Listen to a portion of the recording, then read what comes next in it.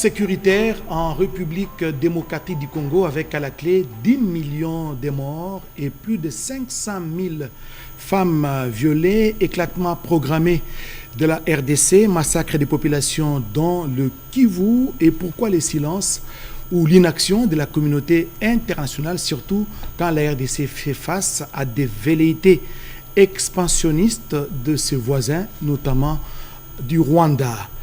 Holocauste au Congo, l'omerta de la communauté internationale, c'est le livre qui fait parler de lui en Europe, en République démocratique du Congo et à travers toute l'Afrique.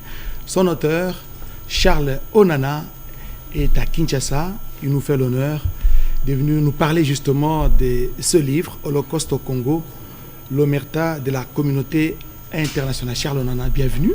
Merci de me recevoir chez vous. La RTNC est honorée de votre présence, surtout avec ces livres de près de 500 pages, Holocauste au Congo, l'omerta de la communauté internationale. Qu'est-ce qui vous a poussé à rédiger cet ouvrage? Eh bien, je tiens à vous dire que, en fait, dès mon premier livre, j'ai publié mon premier livre sur la région des Grands Lacs en 2002. Il était intitulé « Les secrets du génocide rwandais ». Et dans ce livre, j'ai consacré un chapitre au Congo qui était intitulé « Kagame et la guerre des diamants au Congo ». C'est-à-dire que le livre est paru en 2002 et le tout premier rapport des Nations Unies sur le pillage au Congo avait été publié. Et donc, je faisais déjà le lien entre l'attentat, parce que le livre portait sur l'attentat du 6 avril 1994. Vous voulez parler de l'attentat d'Abiyarimana? Oui, l'attentat contre 2 chefs d'État en exercice. Et je ne comprenais pas pourquoi on parlait des millions de morts derrière, enfin des massacres au Rwanda, et pas de la cause de ces millions de morts, donc qui était l'attentat du 6 avril 1994. Mais j'ai établi tout de suite un lien entre la situation du Congo et cet attentat. Et il se trouve que, effectivement, on aura peut-être l'occasion d'approfondir, mais ce livre est effectivement le fruit de tout cet effort et surtout du silence que j'ai observé depuis de très nombreuses années. J'ai passé près d'un petit quart de siècle, c'est-à-dire près de 25 ans, à travailler sur votre pays, qui est devenu, je dirais, mon pays aujourd'hui, mon pays adoptif. Alors, donc, je pense que ce que vit le peuple congolais est inacceptable. Parce que quand on dit 10 millions de morts, 500 000 femmes violées, les gens ont l'impression, puisqu'ils ne voient pas d'image, il faut rappeler à tous les Congolais, et bien sûr à ceux qui vont nous écouter en dehors du Congo, que la guerre du Congo est l'une des rares guerres des temps modernes où il n'y a pas d'image. Parce qu'il n'y a pas de correspondance sur place pour montrer... Donc une guerre qui se passe sous silence. C'est une guerre à huis clos. C'est-à-dire les massacres se font à huis clos. Et quand vous ajoutez à cela la complicité, je dirais, des grands médias internationaux qui ont beaucoup parlé du Rwanda en 1994, et c'est tant mieux. Ils ont parlé du Rwanda. Le Rwanda a eu en 1994 entre 600 000 morts et 1 million de morts. Ce sont les chiffres que donne... Là, vous parlez du génocide rwandais. Je parle du génocide rwandais. Mais l'extermination des populations du Congo, depuis pratiquement 30 ans, c'est-à-dire que la guerre du Congo, contrairement à ce que disent les gens, n'a pas commencé en 1997. J'aurai l'occasion de le démontrer. A commencé en 1994, au moment des événements du Rwanda. Et là, ce sont les recherches que vous avez menées pendant plus de 25 ans. Bien entendu. Et votre actif, une vingtaine d'ouvrages que vous avez pu rédiger. Vous êtes docteur en sciences politiques. Charles Onana, vous êtes également journaliste d'enquête. Vous voulez nous dire qu'il y a un complot qui est ourdi, concocté contre la République démocratique du Congo, parce que vous avez dit que la guerre se passe à huis clos. Oui, vous savez, quand j'ai commencé ce travail, j'étais naïf, comme beaucoup de personnes. 25 ans aujourd'hui, j'ai eu quelques années de plus. Au début, je m'intéressais simplement à l'attentat contre les 2 chefs d'État. Je ne comprenais pas pourquoi il y avait le silence. Mais j'ai compris par la suite parce que j'ai publié avant ce livre, un livre intitulé « Enquête sur un attentat » qui est en fait une enquête sur les différentes enquêtes qui ont été faites sur cette affaire-là. Il y a eu au moins 5 enquêtes. Donc 2 enquêtes françaises, deux enquêtes internationales et une enquête de l'auditorat militaire belge. Et toutes ces enquêtes sont arrivées à la même conclusion, que c'était l'actuel chef de l'État du Rwanda qui était à la manœuvre. À la manœuvre. Paul Kagame. Oui, dans cette affaire-là. Bon, il se trouve que j'ai découvert dans les archives américaines et beaucoup d'autres documents une sorte de omerta qui était aussi organisée autour de cette affaire. Mais la tragédie du Congo est beaucoup plus grave que ce qui s'est passé au Rwanda. Et je ne veux pas par là faire une gradation dans soit le drame, soit dans les morts, etc. Mais c'est qu'on ne peut pas accepter, c'est qu'aucun pays du monde entier, aucun peuple du monde entier ne peut accepter, c'est d'avoir plus de 10 millions de morts pour les Africains. C'est comme si vous avez pris la République centrafricaine et la République du Congo à côté et que vous avez rayé ces deux pays de la carte. Voilà l'équivalent de ce que le peuple congolais paye aujourd'hui. Et si vous prenez un pays occidental, un pays européen, c'est comme si vous avez rayé le Danemark de la carte. Il faut que les gens visualisent ce que ça signifie pour les Congolais de perdre plus de 10 millions de personnes. Et ce sont des éléments que vous présentez dans cet ouvrage. Mais à Paris, dernièrement, lors d'une conférence organisée par les Congolais de la diaspora, les Congolais de la RDC, qui voudraient que vous puissiez présenter les résultats de votre enquête, qui vous a pris pratiquement 25 ans, vous l'avez dit tantôt, mais la tribune vous a été refusée. Eh bien, c'est quelque chose qui a étonné beaucoup de gens. C'est-à-dire que en France, vous avez le droit de parler du génocide du Rwanda. Mais vous n'avez pas, donc, génocide du Rwanda, 600 000, 1 million de morts. Mais en France, vous n'avez pas le droit de parler de la République du Congo, de l'extermination des populations au Congo, qui compte plus de 10 millions de morts. Mais c'est dû à quoi, cette censure? Mais c'est dû probablement à une sorte de soumission de la presse française. Paul Kagame a en France tous les droits, tous les honneurs dans la presse, que ce soit la presse écrite ou audiovisuelle. Ces réseaux également. En France, la République démocratique du Congo n'a pas le même privilège. Les Congolais n'ont pas le même privilège. Et ce n'est pas uniquement en France, dans l'ensemble de l'Europe occidentale. C'est quelque chose qu'on a vécu et qu'on a observé depuis de nombreuses années. Bon, il a fallu que mon éditeur, n'est-ce pas, que je salue ici, ait le courage de publier le premier livre qu'on a fait ensemble sur le Congo, c'était Vérité sur l'opération turquoise, parce que vous savez qu'en 1994, l'opération turquoise, qui était une force multinationale, s'est déployée à Goma, à l'est du Congo. C'est une opération qui a été un échec, parce que ça aboutit à ce qu'on appelle aujourd'hui les génocides. Non. Et la France a cette dette morale, ce poids par rapport à ce qui s'est passé, je pense. Alors, non, pas exactement. Je peux vous assurer que ce n'est pas comme ça que les choses sont passées. Ça, c'est la propagande que Paul Kagame a répandue en République démocratique du Congo et dans l'ensemble du continent africain. Quand vous analysez, moi j'ai fait cet effort-là, c'est le seul livre d'ailleurs aujourd'hui que vous trouvez sur l'opération turquoise. Ce n'est pas pour me jeter des fleurs, ça ne m'intéresse pas. Mais l'effort que j'ai fait, c'était de comprendre quelles ont été les motivations de l'opération turquoise, d'examiner les PV, les procès-verbaux qui ont été faits au Conseil de sécurité, parce que c'était une décision du Conseil de sécurité des Nations Unies. Et je me suis rendu compte qu'effectivement, tout ce que le FPR a raconté sur cet événement-là ne correspondait pas à la réalité. Par exemple, que la France avait livré des armes au Congo aux génocidaires, pour qu'il continue le génocide. Ce qui est faux, archi faux, puisque le maréchal Mobutu a tous les défauts que les Congolais peuvent lui reconnaître, mais sauf que quand les forces armées rwandaises sont entrées sur le territoire congolais, ces forces armées ont été désarmées. Et cela est mentionné clairement dans les rapports du département d'État américain et du Pentagone. La deuxième chose, c'est que ils ont dit, par exemple, que le gouvernement de Kagame a dit, par exemple, que pendant l'opération turquoise, la France a livré des armes aux Hutus génocidaires à l'est du Congo.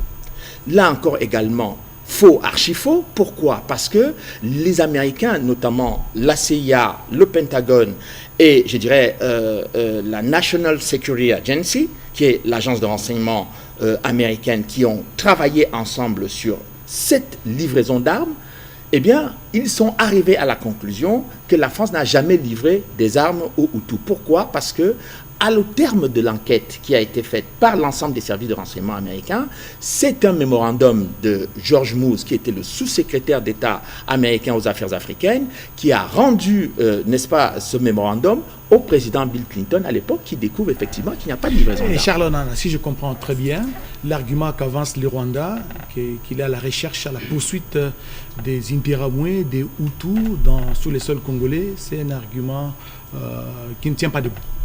Ben, écoutez, non seulement c'est un argument qui ne tient pas debout, mais à combien de... Écoutez, soyons précis. Lorsque le président Kagame dit que des Interamwe sont venus à l'Est, donc qui ils appellent les Interamwe? Les Congolais sont bien placés, les Congolais de l'Est.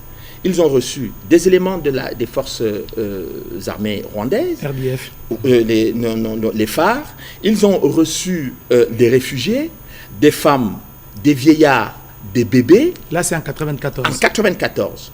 Donc, ces gens étaient-ils tous des Interamwe? Un bébé de 6 mois était-il un génocidaire? Un enfant de 4 ans était-il un génocidaire? Un vieillard de 80 ans était-il un génocidaire? Alors, dans le terme vocable génocidaire, ils ont mis tout le monde, notamment les réfugiés. Deuxième chose, lorsque les Nations Unies ont rapatrié des gens au Rwanda, notamment le HCR a rapatrié des réfugiés rwandais, on n'a pas dit que c'était des génocidaires qui retournaient au Rwanda. Kagame n'a jamais dit que tous ces gens qu'il a qualifiés de génocidaires lorsqu'ils sortaient étaient encore des génocidaires lorsque le HCR les a rapatriés. Troisième élément, combien de fois les autorités congolaises ont renvoyé ce que Kagame appelle le FPR, parce que les documents aujourd'hui existent ici, en République démocratique du Congo, mais également dans les archives rwandaises et aussi dans les archives des Nations Unies. Donc, à combien de fois ils ont rapatrié ces gens et on a retrouvé ces mêmes gens revenir sur le territoire congolais. Donc, il va falloir que ce soit Kagame qui explique comment ce que lui, il appelle les FDLR, sont rapatriés, quittés le territoire congolais avec l'accord du Rwanda. Et quelques temps après, les Congolais retrouvent les gens qu'ils ont rapatriés de leur territoire sur le territoire congolais. Et la question que l'opinion se pose, 3 décennies après l'envahissement du Congo par toute cette population-là, où c'est Hutu, comme Kagame aime le dire, est-ce qu'il représente encore un danger pour le Rwanda? Parce que s'il y a un Hutu, un Interahamwe qui avait 15 ans ou 20 ans, à ces temps-là, ajouter 30 ans. Ils ont déjà 80 ans aujourd'hui pour beaucoup. Mais ils sont déjà fatigués. Bon, alors, vous posez une question essentielle, très importante pour les Congolais. Parce que d'abord, comme je venais de le démontrer, ces arguments ne sont pas sérieux, mais les autorités américaines ont fait des rapports au niveau du Pentagone qui sont, moi j'en ai, je les ai, les copies des rapports, qui attestent qu'il n'y a pas eu de menace réelle sur de ces gens sur le Congo. Pourquoi? Sur le Rwanda. Pourquoi? Parce qu'en 1994, vous avez eu des Éthiopiens qui faisaient partie, qui avaient été à la demande du gouvernement rwandais, nouvellement établi, qui sont venus à la frontière sécurisée. Vous avez eu des forces de la MINUAR qui étaient là au Rwanda pour empêcher. Et vous avez eu des éléments de l'armée américaine qui sont venus renforcer militairement le Rwanda. Cela m'a été confirmé par le ministre de la Défense de Paul Kagame, le général Habyarimana, qui a confirmé effectivement qu'ils ont eu des forces. Et moi, j'ai eu les rapports de la CIA et du Pentagone, notamment l'opération Support Hope, qui était une opération d'invasion qui a préparé l'invasion du Congo. Et dernier élément pour disqualifier cet argument, qui a toujours été brandi systématiquement par le Rwanda, c'est qu'en 1997, lorsque les troupes de l'AFDEL rentrent sur le territoire congolais avec à leur tête Laurent Désiré Kabila, eh bien, qui devient le chef d'état-major de l'armée congolaise? Monsieur James Kabarebe. Un Rwandais. Un Rwandais. Donc, ils ont non seulement exterminé une bonne partie des Hutus ou de ceux qu'eux, ils considéraient comme génocidaires pendant l'arrivée des troupes sur le territoire congolais. Et avec comme objectif de prendre le pouvoir à Kinshasa. Mais ils ont toujours eu envie de prendre le pouvoir à Kinshasa. Ils ont raté un peu avec Laurent Désiré Kabila, mais ils ont... Parce que finalement, Laurent Désiré Kabila a été assassiné dans son Ils ont assassiné au Palais des Marbres. Quand on voit les conditions dans lesquelles Joseph Kabila a pris la succession, je vais vous dire une chose. Je m'étais interrogé sur cette affaire-là et j'ai rencontré à l'époque l'ancien ministre de l'économie, M. Victor Mpoyo, que beaucoup de Congolais connaissent, qui était un grand artiste. Il me considérait un peu comme son fils en France.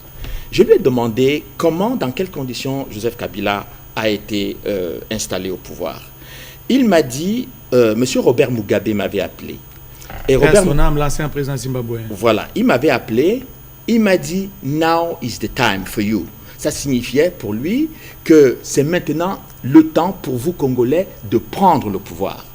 Et ils ont eu une réunion. Là, il disait à Victor Mpoyo. Je reprends ce que me dit Victor Mpoyo.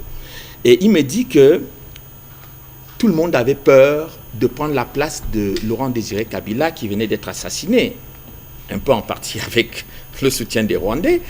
Et puis, on a choisi Joseph, parce que tout le monde l'appelait notre petit, notre fils.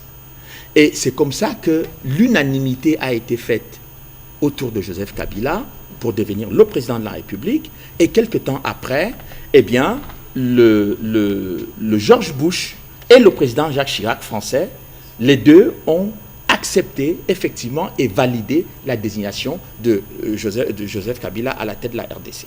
En tout cas, ce sont des confidences que vous avez eues de Victor Mpoyo. Mais dans votre livre, vous avez juste à la page de couverture, les titres c'est Holocauste au Congo, l'omerta de la communauté internationale, et un sous-titre, la France complice. D'après vous, selon les enquêtes que vous avez menées, la France est-elle complice dans ce que vit la RDC dans sa partie Est? Alors, je dirais qu'il y a certains dirigeants français qui jouent le jeu du Rwanda. Il y a deux dirigeants français qui... Là, vous avez cité dans les livres le président Sarkozy. Oui, je vais revenir.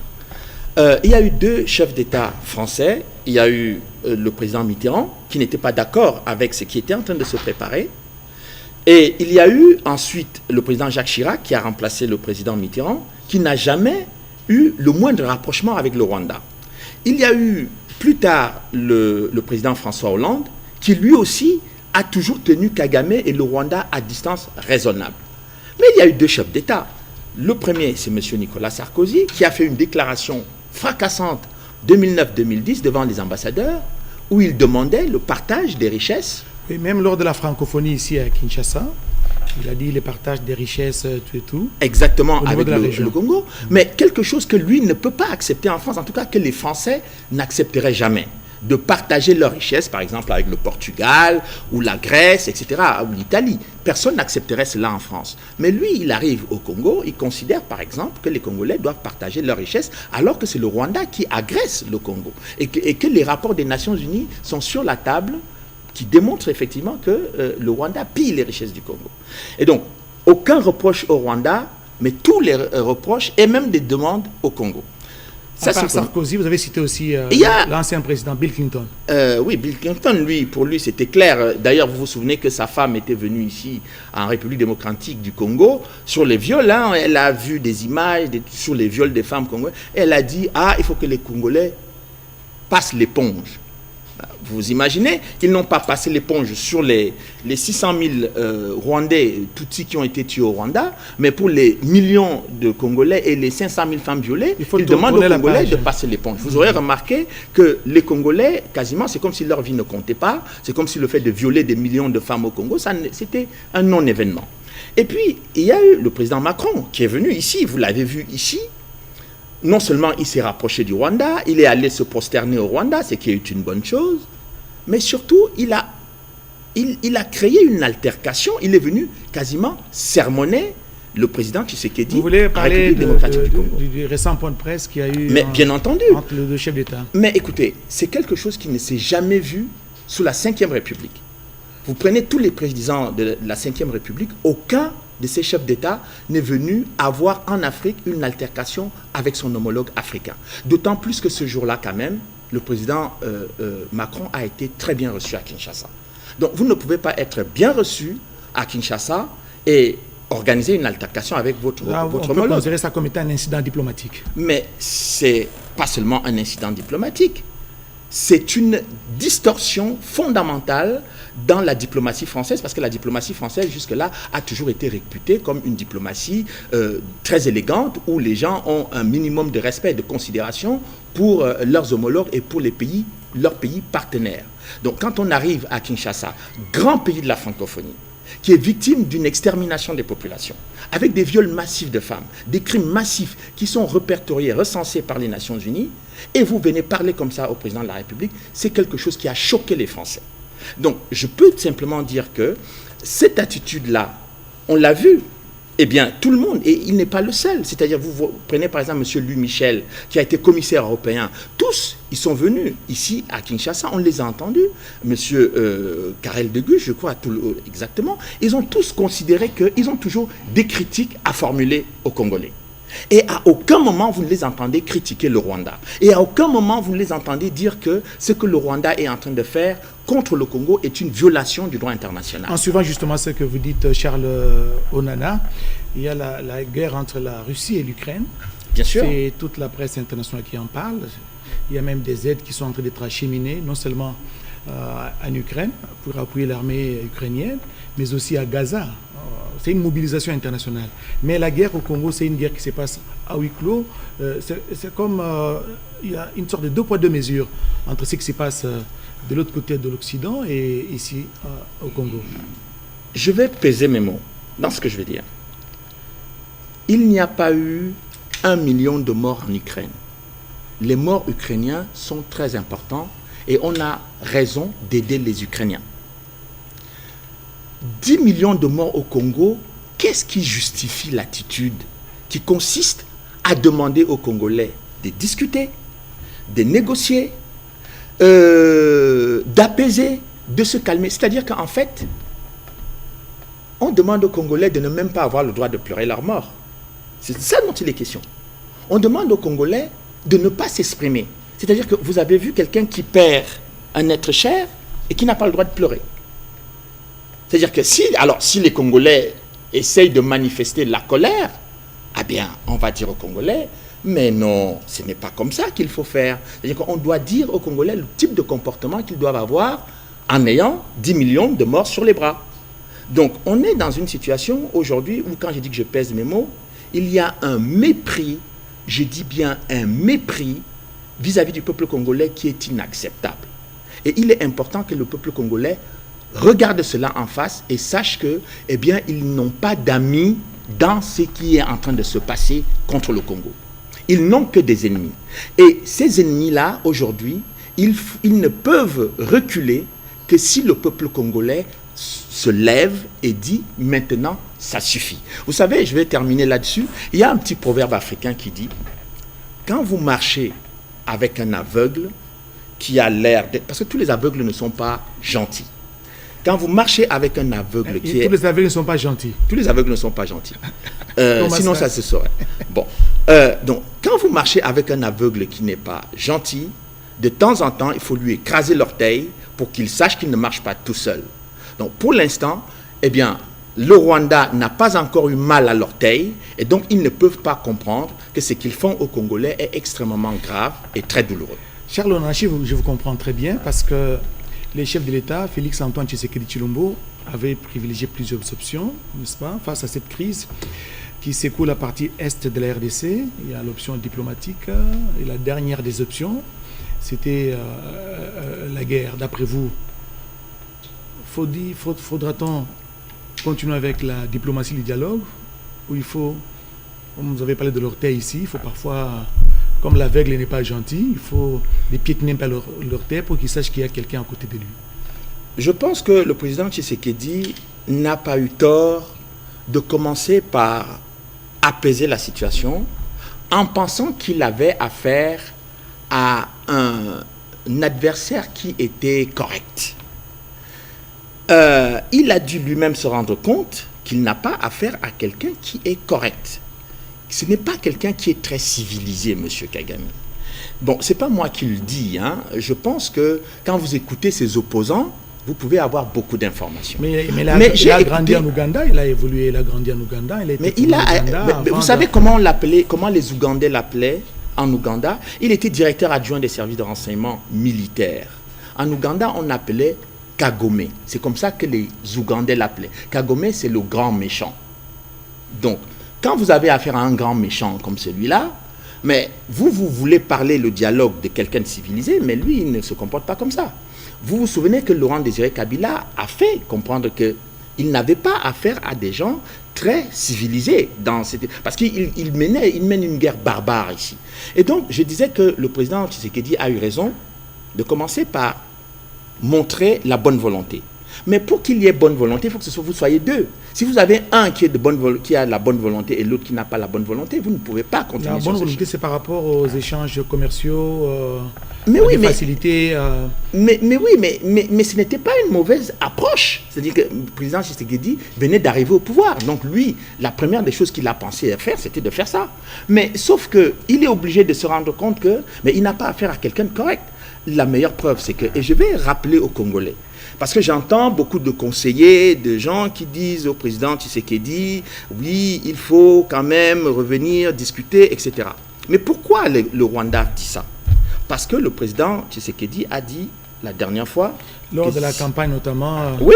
Il a dit qu'il va saisir le Parlement, les deux chambres du Parlement réunies en congrès, pour solliciter cette autorisation que la RDC entre en guerre avec le Rwanda. Oui, alors je vais vous expliquer qu'est-ce qui s'est passé au Rwanda. Et il faut que les Congolais ouvrent bien leurs oreilles.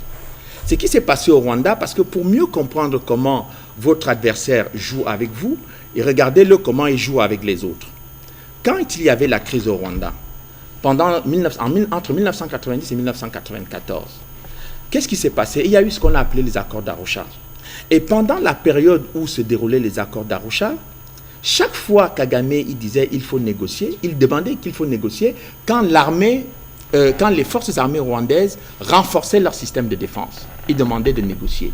Et quand les Hutus venaient négocier, lui, il avançait sur le terrain militaire.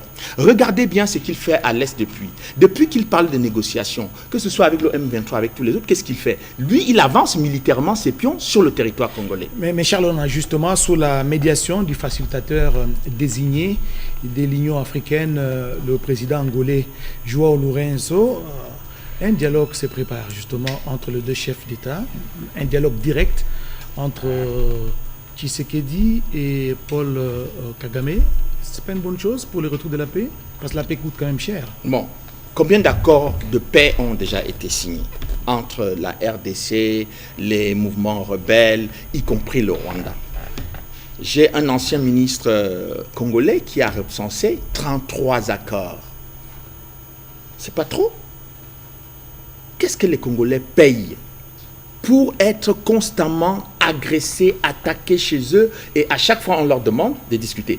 Pourquoi on ne demande pas? Moi je veux bien que le président Tshisekedi discute avec le Rwanda, etc. et tout ça, mais est-ce que les Congolais de l'Est et les Congolais qui connaissent le dossier, est-ce qu'ils peuvent entendre qu'on va discuter avec Kagame quand Kagame méprise? Vous avez entendu? Mais si c'est le prix à payer pour les retours de la paix, le prix à payer, non, le prix, les Congolais ne doivent rien au Rwanda. Est-ce qu'on est d'accord?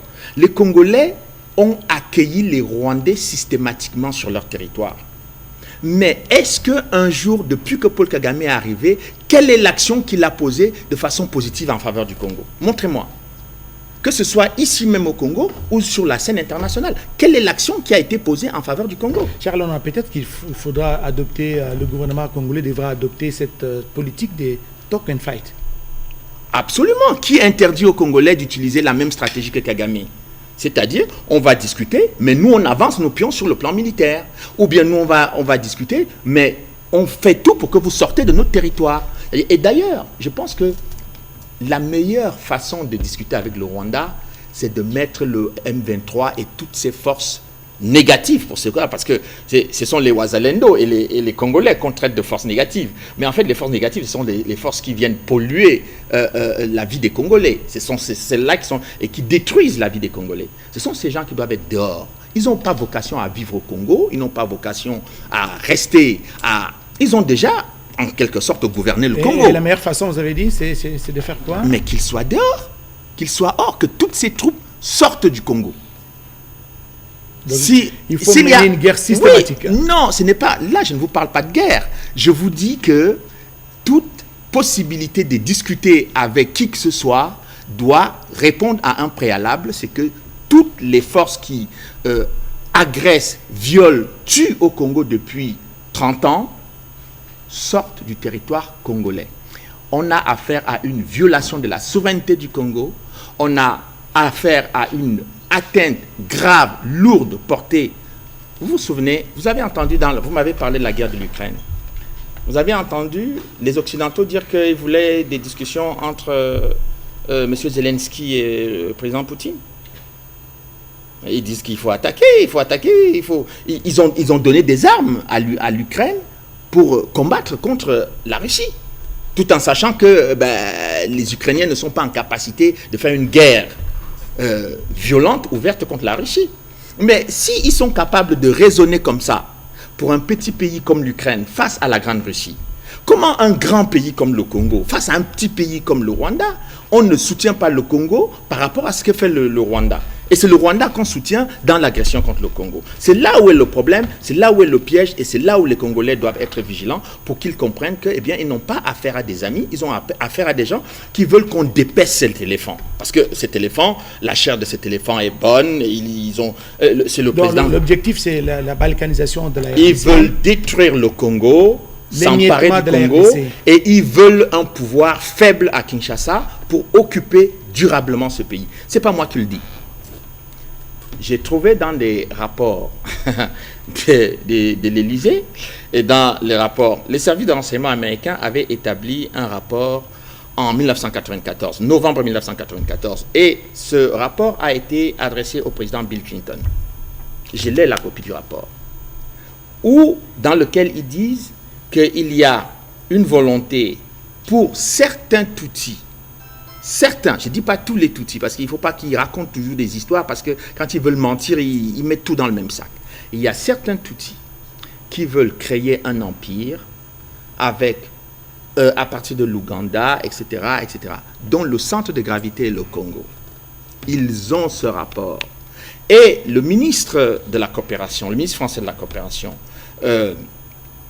m'avait expliqué, il a publié un livre là-dessus, le Retour du Mwami, où il m'a expliqué les rencontres qu'il a eues avec les Rwandais, les Tutsis, certains Tutsis du Rwanda et certains Tutsis du Burundi et de l'Ouganda qui avaient envie de faire... Et il a apporté des éléments détaillés.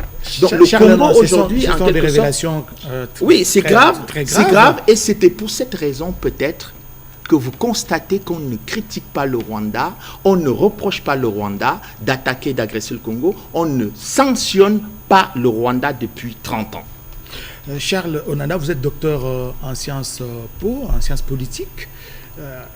Quelles sont les stratégies qu'il faudra mettre en place pour barrer la route à toutes ces velléités expansionnistes de nos voisins, notamment du Rwanda, parce que les plans déjà concoctés, vous l'avez souligné, sur base des documents que vous avez, passez-moi les termes, documentés au niveau de la CIA, du Pentagone, de la Maison Blanche, de l'Élysée et même de l'Union européenne, à l'interne, au Congo, parce que vous suivez de près la situation depuis plus de 20 ans. Qu'est-ce qu'il faudra faire pour arrêter net ces velléités expansionnistes? Il faut que les Congolais tirent les leçons de l'histoire. Lumumba a dit, en 1960, il a dit que la balkanisation du Congo est engagée. Le président Laurent Désiré Kabila, qui est venu avec ces gens et qui a payé cher de sa vie, je regrette toujours que les Congolais n'arrivent pas à constater que le président Laurent Désiré Kabila a payé cher de sa vie. Qu'est-ce qu'ils veulent? Ils veulent que on tue aussi le président Tshisekedi et puis qu'on tue tous les présidents congolais pour que les gens se réveillent dans ce pays. Non, il va falloir que les gens comprennent que le bon Dieu a donné beaucoup de richesses au Congo et tous les gens veulent s'emparer de ces richesses et détruire le pays et chasser les Congolais de leur pays si possible. Vous savez, au Rwanda, ils ont chassé les Hutus. Ça ne leur pose pas de problème de chasser des Congolais, surtout dans un pays riche. Donc, les surtout Congolais, dans les zones qu'ils occupent. Mais absolument, ce ne sont que des zones minières, etc. Donc, il ne faut pas que les Congolais aient peur de se mobiliser aujourd'hui. Vous savez, vous allez vous battre, vous allez vous déchirer parce que vous êtes en désaccord avec celui-ci, celui-là, etc., etc.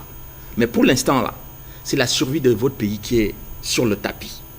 Est-ce que vous choisissez de vous battre pendant que l'ennemi est en train de vous dépecer, de massacrer les enfants, de tuer les femmes, etc. Ou alors vous dites, on va se battre après, mais là, on doit sauver notre pays. Parce que ce pays-ci, vous avez beaucoup de vos grands-parents qui sont morts pour ce pays. Vous avez vos ancêtres qui ont lutté pour ce pays. Vous avez, je dirais, beaucoup d'enfants, de jeunes, qui sont tombés en 97, en 98, en 2000, 2001, 2002, 2000, jusqu'en 2005 pour défendre ce pays. Est-ce que la vie de tous ces martyrs-là ne compte pas?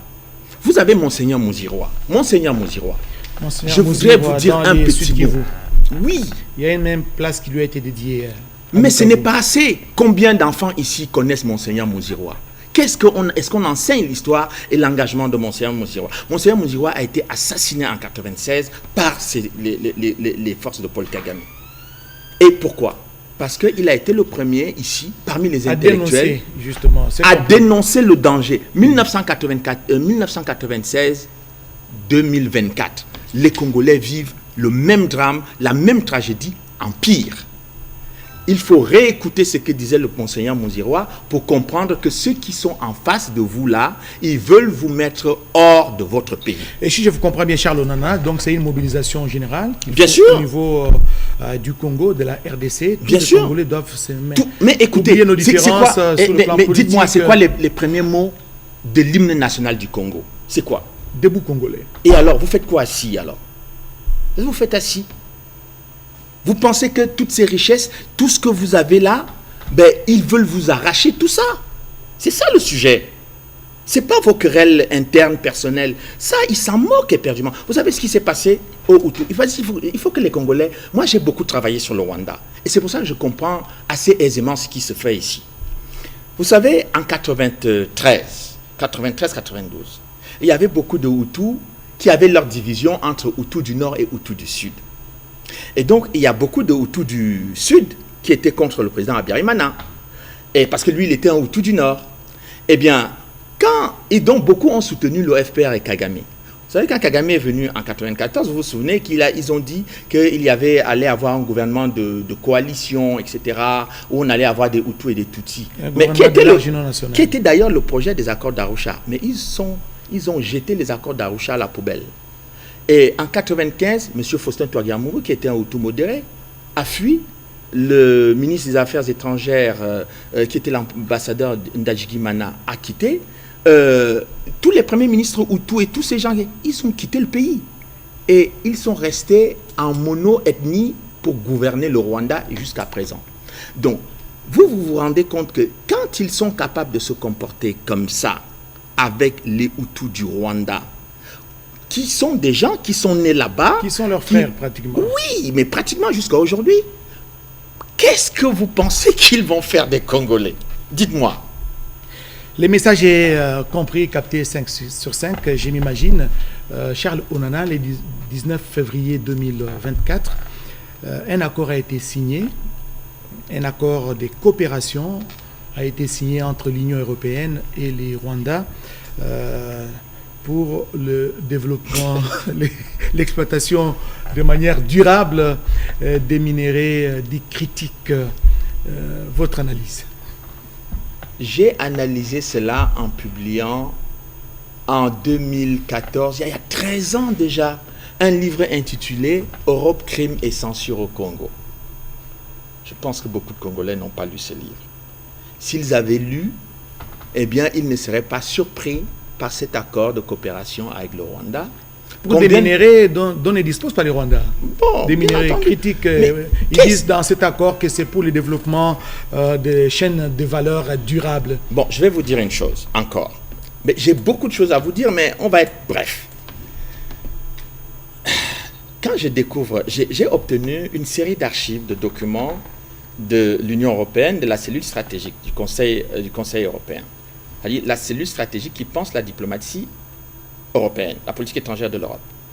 Et dans ces documents, les rapports de M. Ado Ayello, qui était le représentant spécial de l'Union européenne, j'ai lu tous les rapports confidentiels de l'ensemble des hauts responsables européens qui sont venus au Congo entre, je dirais, 2003 et 2008 à peu près. J'ai lu tous ces documents et j'ai même lu les documents internes qui étaient les documents de débat au sein de l'Union européenne. Mais quel est leur problème? Leur problème, c'était de reprendre, je vous dis bien, de reprendre officiellement les mensonges que Kagame dit que ce sont les FDLR qui sont ici. Donc, pour les gens de l'Union européenne, et il y a des gens qui ont il y a même des Allemands, je crois un diplomate allemand, qui un jour fait un rapport en disant « c'est quand même trop ce que fait le Rwanda au Congo. Est-ce qu'il ne faut pas sanctionner le Rwanda ?» Eh bien, qu'est-ce qui se passe? Eh bien, lui, Michel et d'autres, ils disent « non, on ne doit pas sanctionner le Rwanda parce que le Rwanda est un partenaire important pour la stabilité. » Je répète, un partenaire... La stabilité de la région? Oui, c'est écrit. En tuant au Congo. C'est écrit. Et donc, c'est pour cela que j'ai fait ce livre, parce que Europe, Crime et Censure, c'était pour que les Congolais comprennent que tout le monde se moque d'eux et que tout le monde se moque éperdument que le Congo disparaisse. Tant que le Congo peut donner des matières premières via le Rwanda ou via l'Ouganda, ils n'ont pas de problème. Ils sont même allés beaucoup plus loin. Vous savez qui a le droit, le permis de parler de la traçabilité des minerais du sang par les textes européens? C'est le Rwanda. Charles Onana, vous êtes en train d'éventrer le bois. Ben oui. Vous êtes en train d'éventrer les bois. Justement, cet accord entre l'Union européenne et les Rwandais a provoqué un coup de colère. Bien sûr. Au niveau des autorités congolaises. Oui. Je vais citer ici le premier d'entre nous, Félix Antoine Tshisekedi Tshilombo, le président de la République, qui a dit, je cite, « Ce qu'a fait donc l'Union européenne fait la guerre par procuration. » En signant un accord avec le Rwanda, c'est une façon de faire la guerre par procuration, donner les moyens au Rwanda de continuer à nous attaquer. Je vous ai dit en début d'émission qu'il y avait un mépris pour les Congolais. Est-ce que vous avez encore besoin de preuves quand vous voyez cette histoire d'accord? C'est-à-dire qu'au moment où on parle, vous avez des sénateurs américains, des membres du Congrès américain, pas un, pas deux, au moins 6, 7, 8, qui ont écrit à M. Blinken pour lui dire que le Rwanda soutient le M23 et que cela est inacceptable. Ce sont les membres du Congrès américain, les États-Unis, qui soutiennent le Rwanda depuis 30 ans dans leur guerre au Rwanda et contre le Congo. Ils ont écrit à Anthony Blinken, le secrétaire d'État. Mais oui, ils ont écrit à M. Blinken, d'ailleurs lorsqu'il venait faire la tournée ici. Mais est-ce que vous constatez que cela parle aux membres de l'Union européenne? Non. Non, ça ne leur parle pas. On continue chaque année, presque maintenant c'est devenu un rituel au sein des Nations Unies. On continue de publier des rapports sur le pillage des minerais du Congo par le Rwanda et il n'y a toujours pas de sanctions de l'Union européenne. Vous vous souvenez qu'il y a eu des Congolais qui ont été sanctionnés ici parce qu'on disait qu'il y avait même, je ne sais plus en quelle année, certains qui étaient menacés de sanctions parce qu'on disait que, ah oui, eux, ils développent le discours de la haine au Congo et qu'ils doivent être sanctionnés. Nombreux, ces acteurs politiques. Oui, mais à aucun moment on ne sanctionne les gens qui tuent les Congolais. C'est-à-dire qu'en fait, il est plus intéressant de tuer les Congolais que de s'exprimer sur le Rwanda.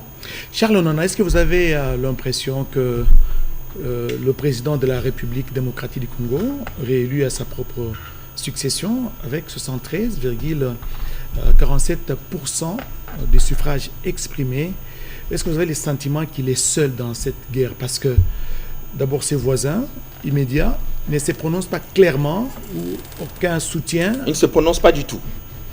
Clairement, officiellement, que nous vous soutenons dans cette guerre, nous sommes là pour vous appuyer, c'est de l'omerta, pour reprendre le terme de votre ouvrage. Donc c'est un silence plat, un silence radio, d'abord au niveau des voisins. La communauté internationale, pas de déclarations fermes, n'est-ce pas, pour condamner et exiger, par exemple, les retraits des troupes rwandaises, et même sanctionner le Rwanda. Vous avez l'impression que Félix-Antoine Tshisekedi Tshilombo est seul dans ces combats? Est-ce qu'à l'intérieur, il est soutenu aussi? C'est moi qui pose les questions ici. On ne va pas inverser les rôles. Moi, je suis obligé de constater que, vous savez, dans les pays européens, puisque l'Afrique a toujours ses références aussi en Occident, en général, quand un chef de l'État prend une décision, fait une déclaration, généralement, les ministres rivalisent pour reprendre la déclaration, comme a dit le président de la République. Moi, j'ai entendu plusieurs fois le président Tshisekedi dire, par exemple, qu'il était hors de question de négocier avec le M23. Je n'ai pas entendu beaucoup de ministres, je ne fais pas de critique aux ministres, hein. Il faut que les choses soient claires. Parlons de manière générale des acteurs politiques congolais. Oui, des acteurs politiques congolais. Mais je ne les entends pas reprendre cela, parce que refuser de négocier, vous pouvez être en désaccord avec le président Tshisekedi sur un certain nombre de choses sur le plan politique intérieur, etc. Mais là, on a affaire à une situation de politique extérieure, où vous êtes face à une agression extérieure. Donc, est-ce que c'est difficile, c'est pénible pour les acteurs politiques congolais de dire nous sommes d'accord qu'il ne faut pas soutenir le M23? Et pourquoi d'ailleurs beaucoup d'acteurs politiques congolais ne diraient-ils pas peut-être au président Tshisekedi, s'il veut négocier par exemple, imaginons, je ne dis pas que c'est ça qu'il veut faire, mais je dis imaginons qu'il veut aller négocier avec Paul Kagame. Est-ce qu'il leur est difficile de dire non, nous sommes en désaccord avec vous si vous allez négocier avec Paul Kagame? Mais pourquoi ils ont peur de parler de Paul Kagame? Le président Tshisekedi, lui, moi j'ai noté plusieurs fois, aux Nations Unies, il a désigné Paul Kagame ici. Mais je ne les entends pas parler de Paul Kagame. Il l'a désigné comme agresseur. Comme agresseur? Oui, c'est lui qui soutient le M23. Mais c'est factuel. Ce n'est pas une opinion politique, c'est factuel. Est-ce que c'est comme... Pourquoi les lèvres des dirigeants politiques congolais sont lourdes à prononcer le nom de Kagame comme agresseur de la République démocratique du Congo? Vous voulez parler d'une certaine duplicité ou bien c'est juste la peur? Mais je me pose, moi, la question de savoir qu'est-ce qui se passe. Qu'est-ce que vous voulez qui arrive aux Congolais pour que vous parlez? Qu'est-ce qu'il faut faire? Donc vous voulez dire que le chef de l'État n'est pas suffisamment... Les Américains disent, je vous dis, les Américains disent, prononcent le mot de Kagame pour dire qu'il agresse le Congo. Ils écrivent. De quoi les dirigeants politiques congolais ont-ils peur? Il ne faut pas que ce soit 2 ou 3. Il faut qu'il soit 15, 20, 30 à parler comme ça. Et à dire que nous ne pouvons pas accepter, notre pays a toujours accueilli les Rwandais, nous ne pouvons pas accepter d'être traités comme vous le traitez. Et vous avez vu comment Paul Kagame parlait des hommes politiques congolais à la télévision? Pas dans les télévisions rwandaises, dans les télévisions occidentales. Avec une arrogance et un mépris inqualifiable. Je comprends bien. Il faut une stratégie de communication à l'interne. Je sais, moi qui connais quand même un peu la classe politique congolaise, qu'il y a quand même beaucoup d'hommes politiques congolais qui sont très respectables, qui ont un niveau d'études, un niveau de connaissance est plus élevé que Kagame. Mais comment ils peuvent laisser que ce monsieur leur parle comme ça? Ça me dépasse. Ça vous surprend, hein? Charles Onana, votre ouvrage Holocauste au Congo, l'omerta de la communauté internationale, la France complice. Votre ouvrage est sorti, à moi que si je ne m'abuse, en 2023. 23, oui. L'ouvrage est sorti en 2023. Ça fait plusieurs mois. S'il faut compter à la manière des Africains, ça fait une année après. C'est ça. Que vous venez visiter la République démocratique du Congo. Vous êtes là sur invitation ou bien... Bien sûr, je suis invité par le recteur de l'université de Kinshasa, la très grande université congolaise. Il y a d'autres grandes universités au Congo, bien entendu. À l'occasion de ces 70 ans d'existence. Absolument. Et donc j'ai été, pour moi c'est un honneur, hein, d'être invité par la grande université de Kinshasa pour venir parler de ce travail, parce que ça a été une frustration aussi pour moi de ne pas pouvoir partager le résultat de mes recherches avec les Congolais. En RDC. Oui, avec les Congolais, parce que j'ai quand même fait ce travail pour le Congo et pour les Congolais. Donc, vous vous imaginez quand vous faites ça, eh bien, et que vous n'avez pas la possibilité de partager ça avec les concernés, c'est un peu difficile. Est-ce que vous avez été soutenu par les officiels, les Congolais, dans l'élaboration, la rédaction de cet ouvrage? Les politiques, par exemple? Mais en général, un chercheur ne s'intéresse pas beaucoup aux politiques. Moi, je suis un chercheur indépendant. Il y a eu des gens qui ont témoigné dans le livre. Le ministre Paluku, par exemple, il a témoigné dans Julien le livre. Paluku, Oui, Julien Paluku, parce qu'il a été gouverneur longtemps là-bas et puis il connaît très bien la situation. Et il y a l'honorable Bitakura qui est constamment attaqué d'ailleurs ici. Donc de la plaine de la Rosizi. Ben oui, mais oui, moi j'ai dit toujours que... Mais c'est important que les Congolais le soutiennent aussi parce que il ose, il est parmi les gens qui osent un peu parler. Bon, mais le problème en plus, il est sous sanction de la... mais c'est absurde de sanctionner, de vouloir sanctionner un Congolais qui est dans la zone où le FPR commet des crimes contre l'humanité, des viols massifs de femmes. Et celui, bon, il n'a pas le droit de se mettre en colère, monsieur Bitakura, il n'a pas le droit de se mettre en colère, il n'a pas le droit de pleurer, il n'a pas le droit de s'indigner, il n'a que le droit de se taire et de subir. C'est ça qu'on lui demande. Quand j'ai vu la lettre qui a été écrite ici par le diplomate européen pour demander au ministre de la Justice de sanctionner M. Bitakura, mais j'ai dit, on marche sur la tête, là. Bon, c'est une autre page, on en parlera peut-être dans de prochaines émissions, mais ce livre, vous l'avez dédicacé à plusieurs officiels, à plusieurs autorités congolaises, oui, notamment au chef de l'État. Oui, oui, bien sûr. Vous avez le temps de les rencontrer? Ben, j'espère que je pourrai peut-être le rencontrer. S'il veut bien me voir, je le verrai sans aucun problème.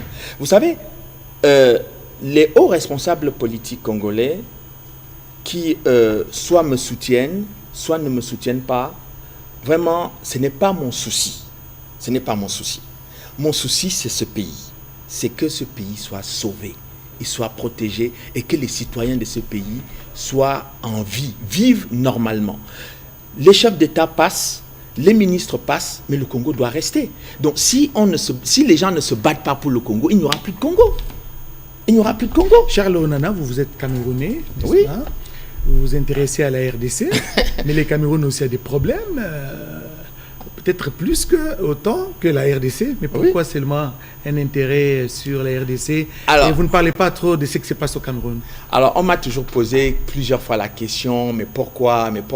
Bon, je constate qu'on ne pose peut-être pas ce genre de questions à un occidental qui travaille sur le Congo. On ne lui posera jamais pourquoi vous...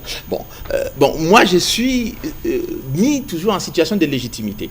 Mais est-ce que j'ai le droit de pouvoir trouver que ce qui se passe au Congo est inacceptable, humainement parlant? Si j'ai ce droit-là, alors souffrez que depuis que j'ai pu consacrer près de 25 ans de ma vie à me battre pour le Congo. Et j'en suis fier.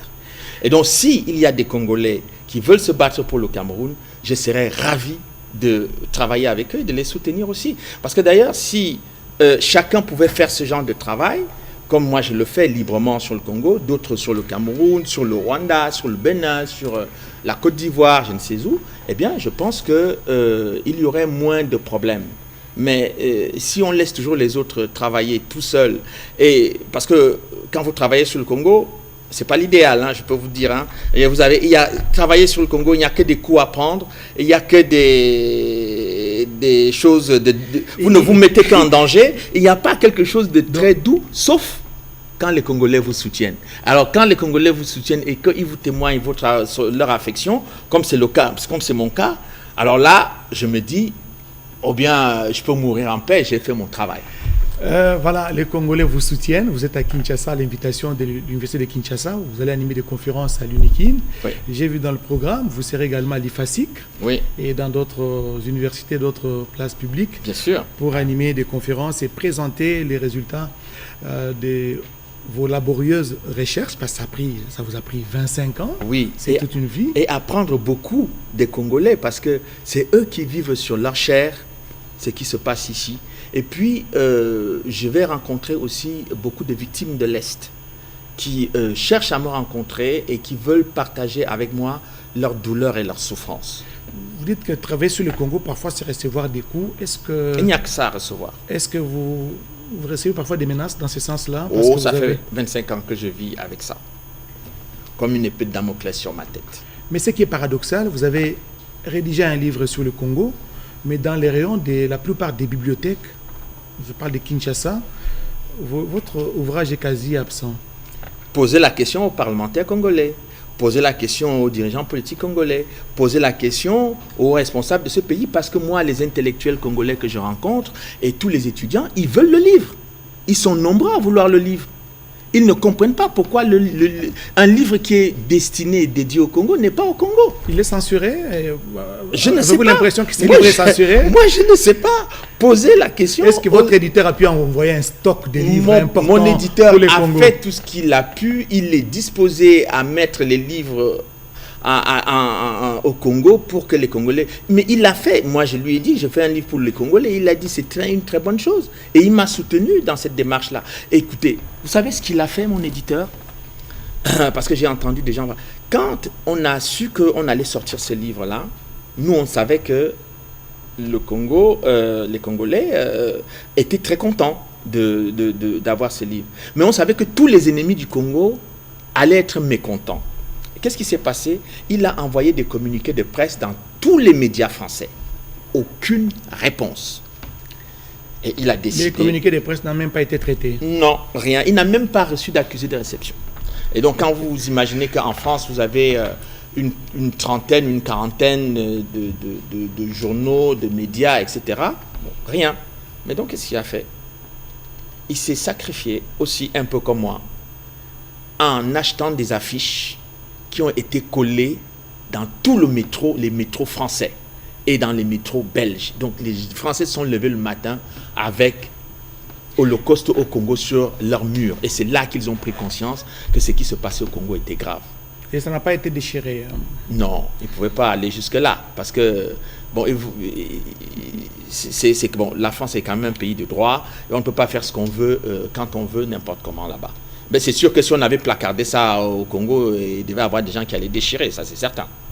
Votre livre est quasi absent. Vous pensez qu'il y a une certaine duplicité à l'interne ou bien une sorte d'infiltration au niveau du pays? Parce que votre livre, il relate vraiment toutes les péripéties de l'histoire récente que vit la République démocratique du Congo. Je remercie tous les intellectuels congolais qui ont acheté des livres pour envoyer à leurs amis ici.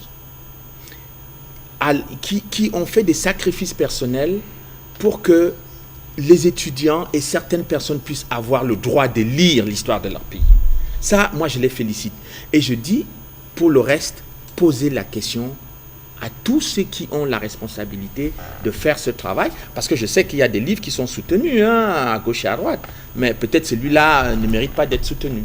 Moi, ça ne me dérange pas. À partir du moment où je peux partager le fruit de mes recherches à Kinshasa avec les Congolais, eh bien, écoutez, je considère que nous, on avait déjà fait notre boulot et que mon éditeur aussi a fait son travail. Charles Onana, nous sommes en train de terminer cette émission avec cet ouvrage qui fait parler de lui, beaucoup de bruit à l'international, tout comme au Congo. Holocauste au Congo, l'omerta de la communauté internationale, la France, complice. C'est une question qui reste toujours pendante, peut-être aux lecteurs de l'ouvrage. Quand ils vont les dévorer, ils vont découvrir certaines vérités parce que vous avez eu quand même accès à des documents secrets, des documents confidentiels de l'Union européenne, de la Maison-Blanche, de l'Élysée, du Pentagone, et voilà, même des services secrets. Je sais que c'était un travail de longue haleine, ce n'était pas facile. Les Congolais vous suivent de partout. Ils vous suivent de Goma, au nord Kivu, la province qui est meurtrie. 3 décennies de guerre, des générations de jeunes gens, des parents qui sont partis pour la bonne cause, la défense, comme on dit chez nous en Lingala, l'Ikamwa Mabele. C'est une question de protéger la terre. Ah, voilà. Là, vous le dites très bien, Lingala. Les Congolais vous suivent de partout, du Sud Kivu, de l'Ituri, là où il y a aussi des groupes armés locaux qui sont en train de s'aimer la terreur. Ils vous suivent à Goma, à Rutshuru, à Massissi, et partout à travers la République et le monde. Est-ce que vous avez un message à passer à tous ces Congolais, ces Africains qui vous suivent? Je dis aux Congolais, ne doutez pas. Vous n'êtes pas faibles. malgré le mépris et tout ce qui peut vous arriver, vous avez la possibilité aujourd'hui de retrouver votre dignité et de vous battre pour votre souveraineté. Ne laissez pas les autres venir vous arracher le pays les yeux ouverts. Je pense que vous avez beaucoup plus de soutien que vous ne pouvez l'imaginer. Mais tous ceux qui vous soutiennent et qui veulent aider le Congo, ils ne peuvent le faire que s'ils vous voient debout. Donc, soyez à la hauteur du danger et de la menace qui est portée contre vous. Vous avez été toujours généreux vis-à-vis des étrangers qui venaient chez vous. Vous les avez toujours accueillis, comme on dit dans la Bible, accueillis et nourris. Et si c'est comme ça qu'on veut vous remercier, vous avez le droit de dire, vous aussi, merci, ça suffit. Et aux pays africains, aux Africains, au peuple africain, parce que vous êtes panafricaniste, justement. Ben, ne vous inquiétez pas, ils n'attendent que le Congo se mette debout et vous allez voir des Africains se mobiliser pour le Congo. Mesdames, Messieurs, tout le plaisir était pour nous de recevoir sur ce plateau et en exclusivité Charles Onana, qui est l'auteur de cet ouvrage qui continue à parler de lui, un ouvrage consacré sur la crise qui secoue la République démocratique du Congo, Holocauste au Congo, l'omerta de la communauté internationale, la France complice, un ouvrage préfacé par Charles Millon. Merci. Édité aux éditions de l'Artilleur. En France. Voilà. Merci d'avoir répondu à notre invitation, malgré vos multiples sollicitations, parce que vous êtes arrivé seulement hier à Kinshasa. Aussitôt arrivé, vous n'avez pas refusé un seul instant de répondre à notre invitation. C'est un honneur pour moi et merci beaucoup. Et merci surtout à vous tous qui nous avez suivis. Bonne suite de programme sur votre télévision.